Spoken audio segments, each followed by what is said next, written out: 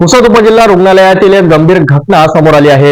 प्रसूती दरम्यान एका गर्भवती महिलेचा मृत्यू झाला आहे आणि या प्रकरणी रुग्णालयाच्या महिला वैद्यकीय अधीक्षकांवर गुन्हा नोंदवण्यात आला आहे। डॉक्टरांच्या हलगर्जीपणामुळे आणि उपचाराच्या चुकीच्या पद्धतीमुळे मृत्यू झाल्याचा आरोप आहे। या घटनेची सखोल चौकशी आणि वैद्यकीय समितीच्या अहवालानंतर कारवाई करण्यात आली आहे। या प्रकरणाबद्दल अधिक माहिती जाणून घेऊया आमच्या विशेष रिपोर्टमध्ये। ही घटना 19 मार्च 2024 रोजी घडली। भाग्यश्री प्रदीप धाईसकर या 18 मार्च रोजी प्रसूतीसाठी उपजिल्हा रुग्णालयात दाखल झाल्या होत्या। त्यावेळी रुग्णालयीन नर्सने त्यांना यवतमाळ येथील खासगी दवाखान्यात सीझर करण्याचा सल्ला दिला होता। मात्र डॉक्टर मिनल पवार यांनी त्यांना सरकारी उपचारासाठी 20,000 रुपये आणि खासगी उपचारासाठी 50,000 रुपये अशी निवड सुचवली।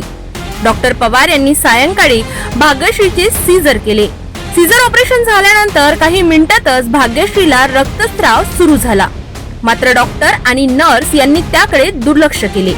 रात्री 11 वाजता डॉक्टर पवार यांनी उपचार न करता महिलेला खासगी दवाखान्यात भरती करण्याचा सल्ला दिला आणि त्याच वेळी रुग्णालयाने 60 ते 65,000 रुपये खर्च सांगितला। त्यानंतर महिलेला यवतमाळ येथे रेफर करण्याचा सल्ला दिला आणि त्याच दरम्यान भाग्यश्रीचा मृत्यू झाला। या प्रकरणी वैद्यकीय समितीने अहवाल सादर केल्यानंतर 20 मार्च 2025 रोजी तब्बल 1 वर्षानंतर पुसद पोलिसांनी डॉक्टर मिनल भेलोंडे पवार यांच्यावर गुन्हा दाखल केला आहे।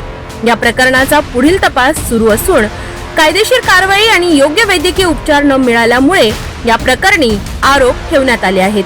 पुढील तपास पोलीस करीत आहेत। या प्रकरणात एक गंभीर प्रश्न समोर आला आहे, जो वैद्यकीय तज्ञांच्या कर्तव्याची आणि रुग्णाच्या सुरक्षिततेची कसोटी ठरला आहे। आता या घटनेच्या तपासाची दिशा काय असेल आणि संबंधित डॉक्टरांवर काय कारवाई होईल याकडे संपूर्ण समाजाचे लक्ष लागले आहे।